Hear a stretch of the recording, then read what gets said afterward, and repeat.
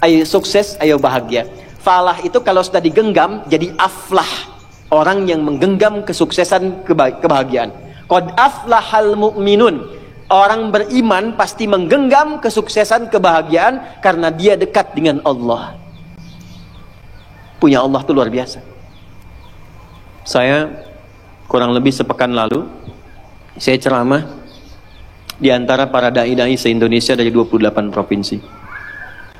Saya bilang, teman-teman, yang kurang dari dai sekarang itu adalah rasa punya Allah. Sehingga dakwah yang disampaikan kadang-kadang terkontaminasi dengan materi dan duniawi. Pilih-pilih dalam berdakwah, tidak optimal dalam menyampaikan ilmu. Timbangannya kadang-kadang materi. Karena apa? Yang kurang adalah rasa keyakinan bahwa saya punya Allah. Itu kalau sudah rasanya saya punya Allah, semua masalah seberat apapun pasti kecil. Baik, anaknya agak unik. Maka setelah selesai belajar di kelas anak-anak itu, semua pulang, ternyata ibu yang tadi membawa kembali anaknya menyampaikan, Ustadz, saya senang dan terima kasih anak saya bertahan. Biasanya kalau sudah masuk satu ruangan gak nyampe 5 menit, gurunya bawa lagi, ngantarkan lagi supaya dibawa pulang karena gak kuat mendidiknya. Cuma 5 menit kurang. Kemudian tanpa saya tanya cerita setelah anaknya bermain lagi, sebetulnya anak itu kembar. Saya dengan teman saya mengadopsinya untuk menyelamatkan dia, ikhtiar kami dari kebiasaan orang tuanya. Jadi ayahnya itu suka mencuri, ibunya suka mabuk. Jadi saat mengandung itu pun masih mabuk. Makanya ketika dilahirkan untuk menyelamatkan, kedua orang tuanya itu diamankan, anaknya dididik salah satunya oleh ibu tadi. Dan itu tidak mudah mengeluarkannya karena harus dibersihkan. Selain dengan kebersihan pikiran, ya, kemudian kebersihan ibadah, juga yang kedua, yang kotornya mesti keluar, yang baiknya mesti masuk. Karena ketika jadi daging jadi karakter. Baik, maka itu doa yang pertama setiap pekan supaya minta kepada Allah dilindungi dari semua yang haram sehingga menjadikan sekeluarga itu jadi baik. Dua, wa aghnina bi ta'atika am ma'siyatik. Berikan kami kemampuan yang luas untuk menaatimu ya Allah dan menghindari dari maksiat. Izin ya Bu ya, teman-teman yang akhwat, kita itu kalau cuman karena kemampuan pribadi belum tentu bisa hindari dari maksiat. Bangun tidur sudah bisa maksiat itu. Ya, kalau cek handphone yang kebuka apa? Yang diupdate status siapa? Yang dilihat suami sendiri apa suami orang lain? Kemudian apa-apa yang tidak boleh dilihat terlihat, apa-apa yang tidak didengar terdengarkan.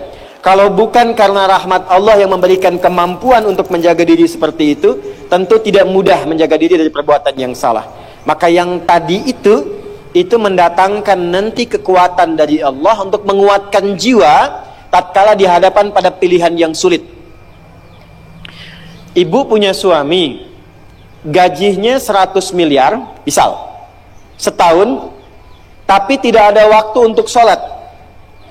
Atau gaji 1 juta dalam sebulan, tapi sholatnya bisa enak sambil tahajud.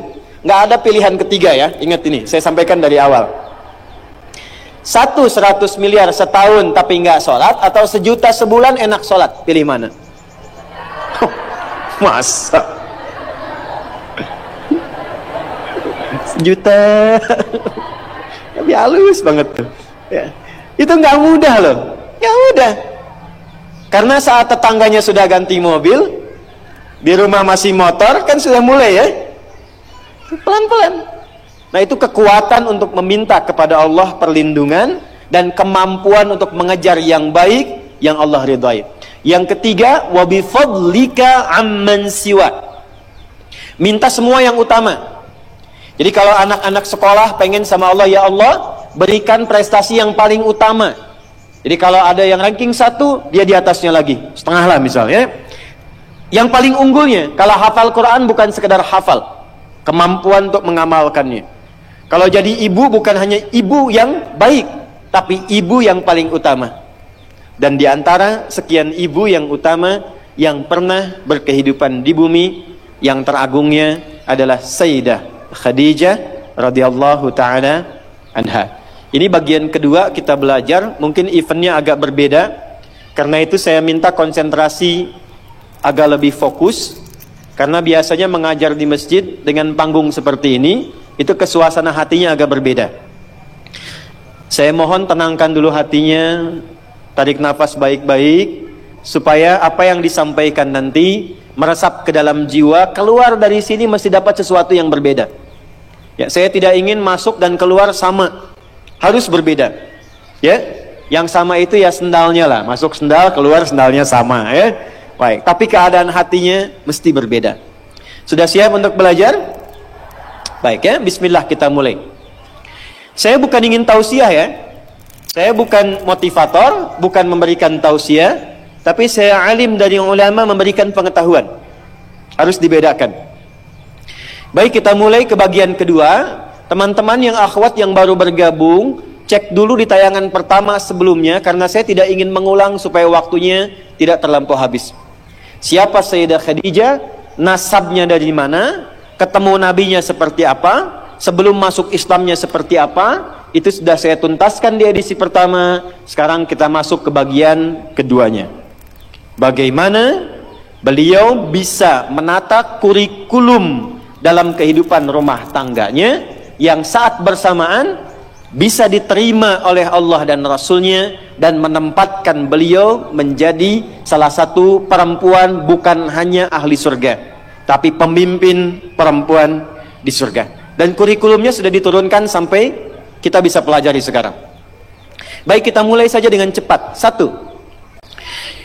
Setelah berumah tangga dengan Nabi sallallahu alaihi wasallam, Sayyidah Khadijah tidak pernah merubah kebiasaannya. Dari yang pertama ini. Apa itu? Beliau selalu menyesuaikan setiap aktivitasnya dengan visi dan agenda yang terukur. Jadi Sayyidah Khadijah itu, para ibu sekalian, itu diantara perempuan yang beraktivitasnya bukan apa adanya gitu. Kalau bahasa Koreanya bukan engke kumaha, tapi kumaha engke gitu ya. Nanti bagaimana, bukan bagaimana nanti. Karena itu, dari sejak sebelum diutusnya Nabi, itu beliau sudah meriset, rajin bertanya. Sudah tahu akan ada Nabi diutus, maka beliau mengamati setiap aktivitas masyarakat yang kira-kira mendekati tanda-tanda kenabian itu. Itulah pada akhirnya beliau menemukan itu ada pada Nabi Muhammad SAW dan menjadikan itu sebagai bagian dari target pendamping kehidupannya. Makanya kemarin saya akhiri di sesi yang pertama tentang Sayyidah Khadijah, boleh sebetulnya perempuan itu ingin menentukan calon jodohnya itu bisa. Jadi tidak harus menunggu laki-laki dilamar. Ya, dia boleh bergerak ketika melihat ada yang kualifikasinya bagus.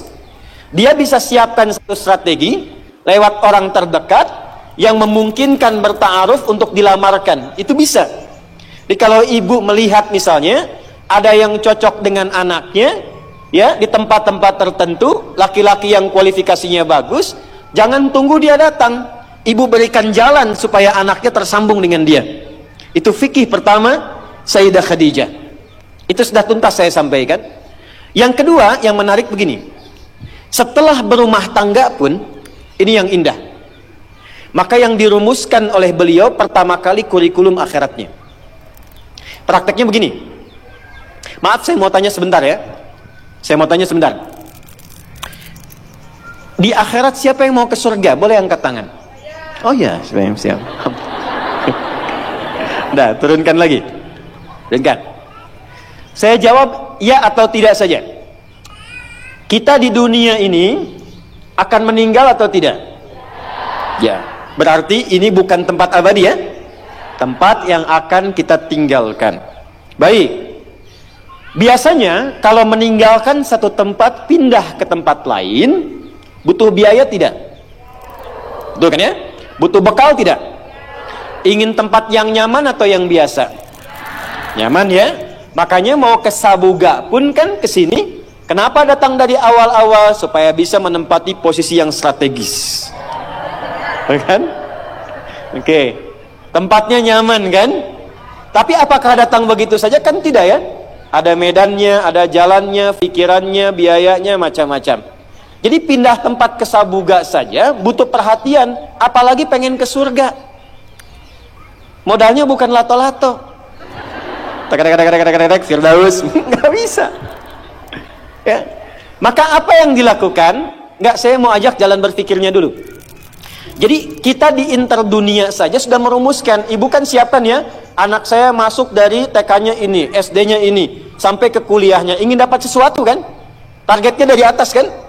Nah, Sayyidah Khadijah membalik itu. Kurikulumnya ditarik oleh beliau itu sampai akhiratnya. Jadi kalau sekarang pengen ke surga, surga kan ada 8 tingkatan ya. Tertingginya surga Firdaus. Implementasi gampangnya begini. Kenapa kita tidak membuat kurikulum surgawi turunkan ke bumi? Siapa penghuni surga Firdaus itu? Turunkan kriterianya, bikin ke bumi. Nah, Sayyidah Khadijah itu nggak tanggung-tanggung membuat kurikulum tertinggi, bukan hanya menjadi pendamping Nabi di dunia, tapi juga pendamping Nabi di akhirat kelak. Karena itulah sejak menikah dengan Nabi, beliau sudah paham tugas suaminya apa, medan yang akan ditempuh bagaimana. Maka beliau turunkan kurikulumnya dan disiapkan itu sebagai bekal mendampingi Rasulullah SAW. Itu satu. Makanya nggak pernah ada kejadian Nabi di luar rumah yang dialami, segelisah apapun, itu sampai ke rumah itu jadi tenang, Bu. Dan itu cuma melihat wajah Sayyidah Khadijah saja. Bisa kebayang nggak, Bu? Di rumah suami gelisah, saya langsung pakai hadis saja ya. Hadis riwayat Al-Bukhari di kitab Bad'ul Wahyi, sampai hadis ke nomor 3 dari Jabir bin Abdullah radhiyallahu ta'ala anhu. Nabi naik ke Gua Hira setelah periode Iqra. Wahyunya ternyata siang-siang belum turun. Maka beliau putuskan turun dulu, pulang ke rumah. Ternyata di perjalanan ada suara manggil, Muhammad, Muhammad, Muhammad. Tengok kanan kosong, kiri kosong, belakang gak ada orang, lihat ke atas. Kata Nabi, ada sosok besar seperti duduk antara langit dan bumi melihat Muhammad. Muhammad. Saya tanya ibu ya, Bu ya. Ibu keluar dari Sabuga siang-siang setelah pengajian. Bagian terakhir, begitu keluar ada yang manggil, "Ce." Ce. Naon ah. Tengok kanan kosong, kiri kosong, depan gak ada orang, lihat ke atas, jubah putih, badan besar, rambut panjang, ece. Kira-kira respon Anda bagaimana? Lari. Itu wajar. Makanya bahasa hadisnya, faru'ibtu minhu. Maka bulu kudukku naik, aku berjalan cepat-cepat pulang. Bisa. Dan ini periode setelah Iqra, karena saat Iqra, malaikat Jibril masih nyamar jadi laki-laki. Tapi yang ini menampakkan rupanya, Nabi belum pernah lihat. Maka dengan akumulasi kegelisahan beliau pulang, itu buka pintu rumah, zammiluni, zammiluni, selimuti aku, melihat wajah istrinya, itu setengah kegelisahannya hilang. Setengahnya. Dan ketika mendengar kata-katanya, diselimuti, bahasa kitanya kurang lebih terjemah yang agak dekatnya, suamiku sayang, engkau itu orang baik. Kau menyambung tali persaudaraan, kau membantu banyak orang, kau tidak pernah punya musuh. Yakinkan pada jiwamu yang paling dalam, aku akan bersamamu dalam suka dan duka. Kapan terakhir ibu menyampaikan itu pada suami? Dan kata-kata itu luar biasa, mengalirnya dari hatinya, dari rahmahnya. Kan ada sakinah, ada mawaddah, ada apa? Apa beda mawaddah dengan rahmah itu apa? Kalau mawaddah, kasih sayangnya lewat materi. Maddah, ngasih hadiah. Suami tiba waktu lahirnya, ibu masakan kesukaannya, itu mawaddah namanya. Ayah, selamat milad ya, mubarak, semoga tetap menjadi ayah yang baik, suami idaman, kan? Diberikan makanan, itu muncul rasa sayang, itulah mawaddah. Ibu misalnya sedang cemberut, suami pulang datang, suami senyum, mama, masya Allah, kayaknya kenal ya, ini iPhone 14 misalnya. Nah itu mawaddah namanya. Tapi madah, materi, itu pemberiannya fisikal. Kadang-kadang nggak awet, hilang, selesai.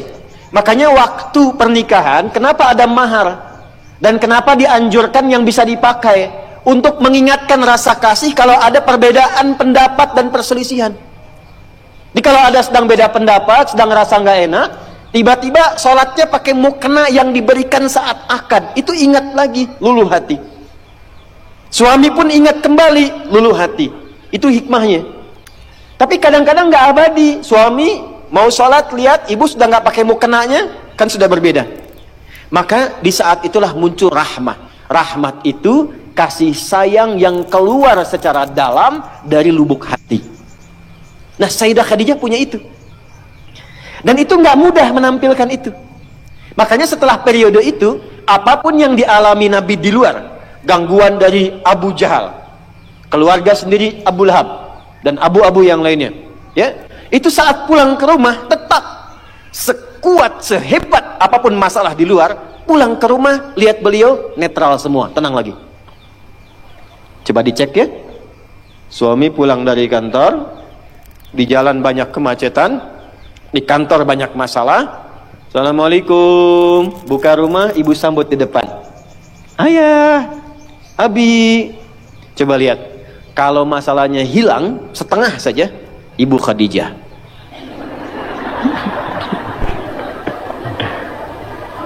Tapi kalau kira-kira bertambah masalah, sudahlah, capek. Berarti ada kurikulum yang harus kita pelajari dulu. Jelas sampai sini? Belum kita mulai, kan ini baru pengantar ya. Kalau sudah jelas saya tutup, sudah jelas? Oh belum.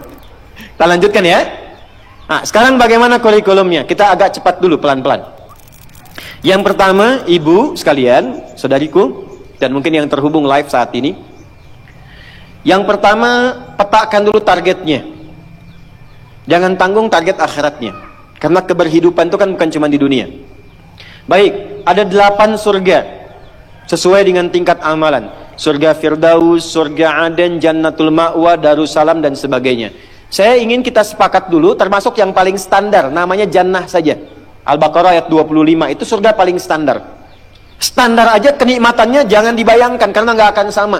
Apa yang diminta, klik ada. Wa utubihi mutasyabiha.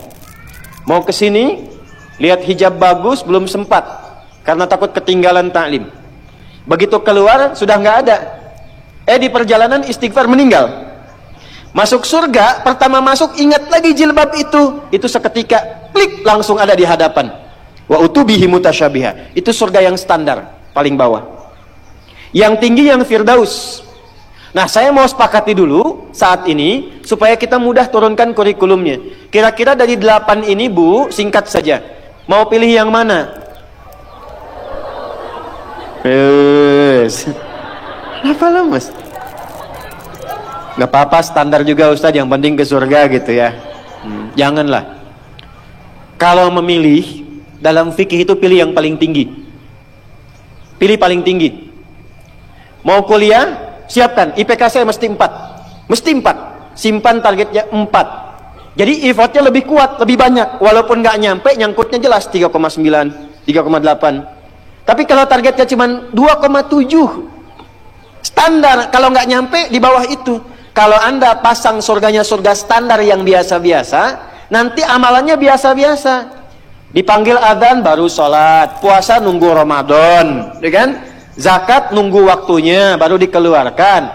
Nah, yang repot kalau nggak nyampe ke situ, nanti nunggunya di mana itu, nyangkutnya kemana, itu yang repot.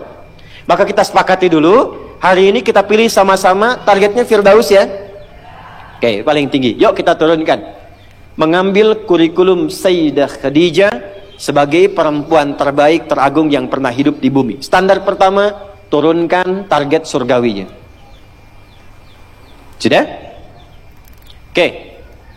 Dalilnya dulu supaya lengkap ya. Quran surah ke-23 ayat 1 sampai 9. Quran surah 23 Al-Mu'minun ayat 1 sampai 9. Pelan-pelan.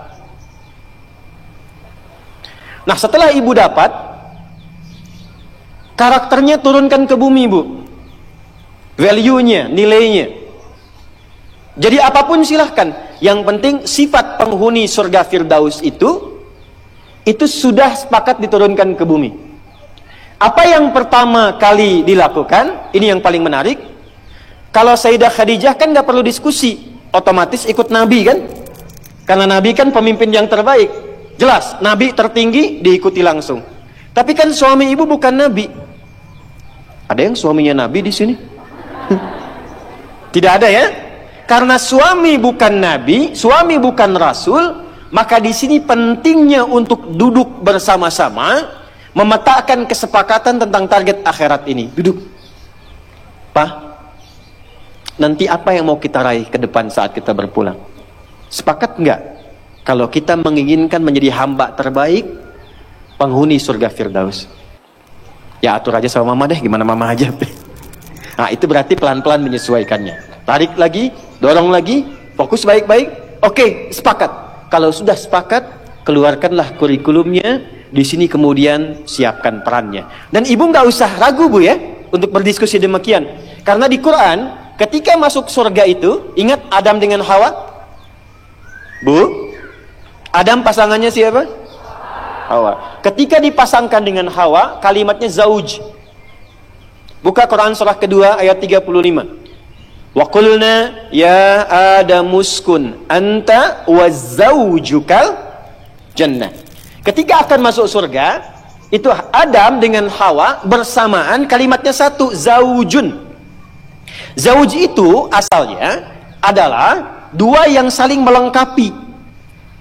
Jadi nggak tunggal. Dua yang saling melengkapi, tidak tunggal. Contoh begini. Ini tangan kanan ya. Ini kiri.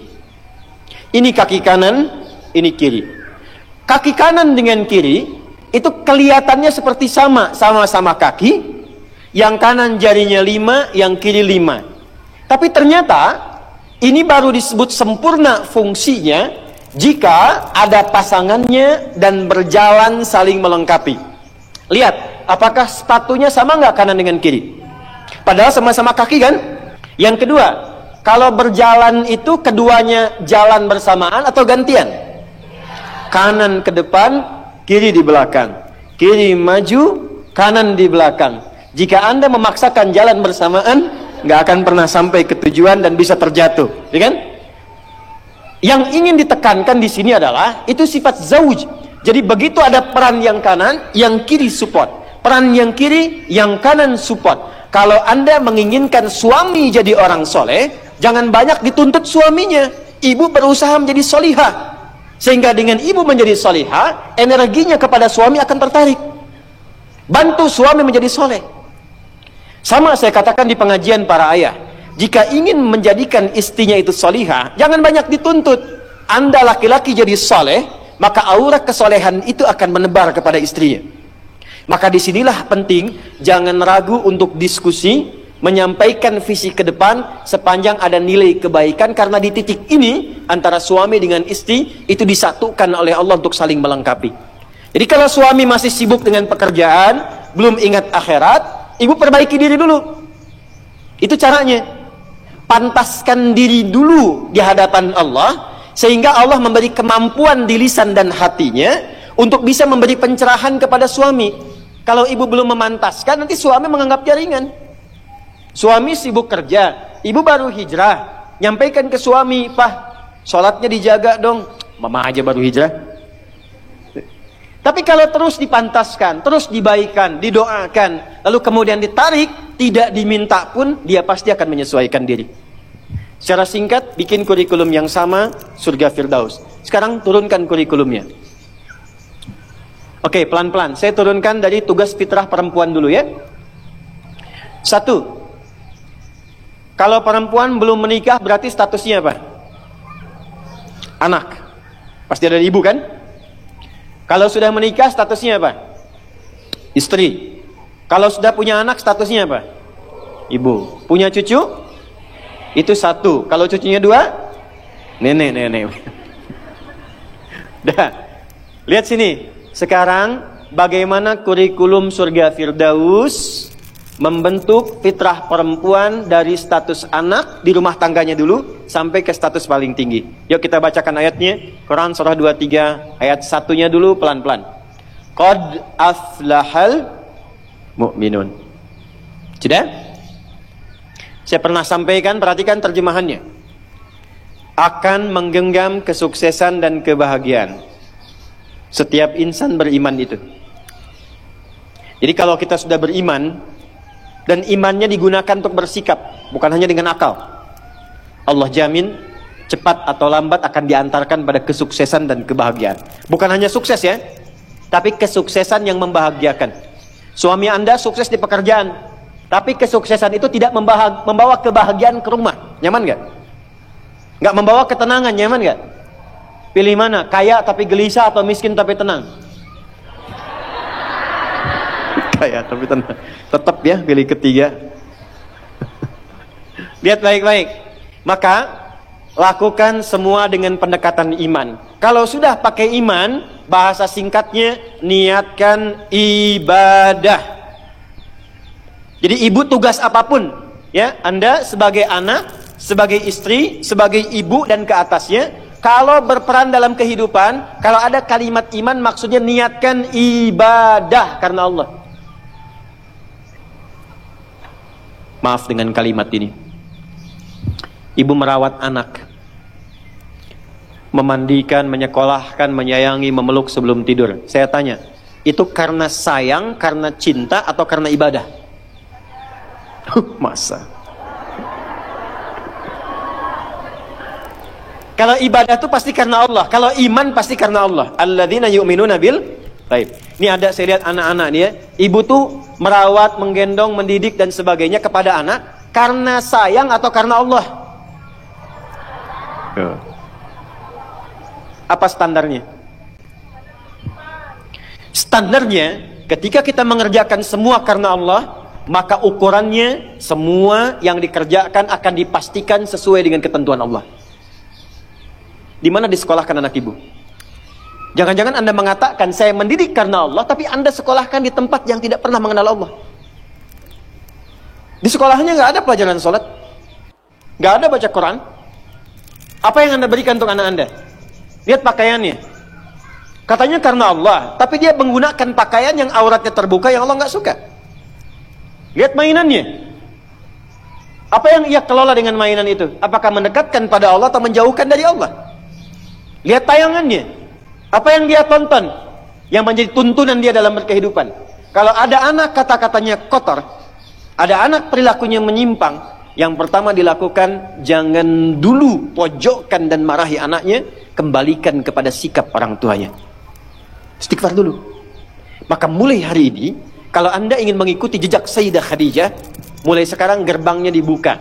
Niatkan semua kegiatan karena Allah. Nah, apa yang harus dilakukan pertama kali untuk itu? Lanjut ayat keduanya. Alladzina hum fi salatihim khashi'un. Pelan-pelan. Kurikulum yang pertama dimulai dari salat. Saya ulangi, dimulai dari apa? Kata Allah, penghuni surga Firdaus itu terlihat yang pertama dari ciri salatnya, bukan sekedar menunaikan salat, tapi dia mencoba untuk mendapatkan kekhusyuan dalam sholatnya. Pelan-pelan. Ini saya belum bicara dengan suami ya, bicara status ibu dulu. Sebagai istri, sebagai ibu, sebagai anak. Maka kalau ingin levelnya naik, mengikuti jejak Sayyidah Khadijah, maka yang pertama dibangun hubungan dengan Allah dulu. Dalam bahasa Arab, hubungan kuat itu yang sulit dipisahkan disebut dengan silah. Ibu pernah dengar silaturahmi? Silaturahim. Kenapa disebut silaturahim? Maksudnya hubungan perhatian yang kuat, yang saat berpisah pun masih ingat, masih mendoakan, masih mengenal. Di silaturahim yang sukses itu bukan Anda ketemu, Anda nyapa, bukan. Kalau Anda nyapa orangnya ada, wajar. Tapi kalau Anda berpisah masih ingat teman, masih didoakan, masih disupport, itulah silaturahim. Nah, ibadah yang melatih kita terhubung kuat dengan Allah, sehingga dimanapun tersambung dan dijaga oleh Allah, itu disebut dengan sholat namanya. Maka ketika diminta untuk sholat, sebetulnya itu ibadah personal yang Allah inginkan, untuk merubah perilaku kita dan pribadi kita supaya lebih dekat dengan Allah. Makanya panggilannya itu bukan panggilan beban, Bu. Bukan panggilan ruku, bukan panggilan sujud. Coba dengarkan kalau orang yang sedang azan, muadzin itu salat. Ya, azan, maaf, saat sedang mengumandangkan azan. Hayya 'alas shalah. Ayo salat. Setelah itu apa? Hayya 'alal falah. Ayo sukses, ayo bahagia. Falah itu kalau sudah digenggam jadi aflah. Orang yang menggenggam kesuksesan, kebahagiaan. Qad aflahal mu'minun. Orang beriman pasti menggenggam kesuksesan, kebahagiaan karena dia dekat dengan Allah. Punya Allah itu luar biasa. Saya kurang lebih sepekan lalu saya ceramah di antara para dai-dai se-Indonesia dari 28 provinsi. Saya bilang, teman-teman, yang kurang dari dai sekarang itu adalah rasa punya Allah. Sehingga dakwah yang disampaikan kadang-kadang terkontaminasi dengan materi dan duniawi. Pilih-pilih dalam berdakwah, tidak optimal dalam menyampaikan ilmu. Timbangannya kadang-kadang materi. Karena apa? Yang kurang adalah rasa keyakinan bahwa saya punya Allah. Itu kalau sudah rasanya saya punya Allah, semua masalah seberat apapun pasti kecil.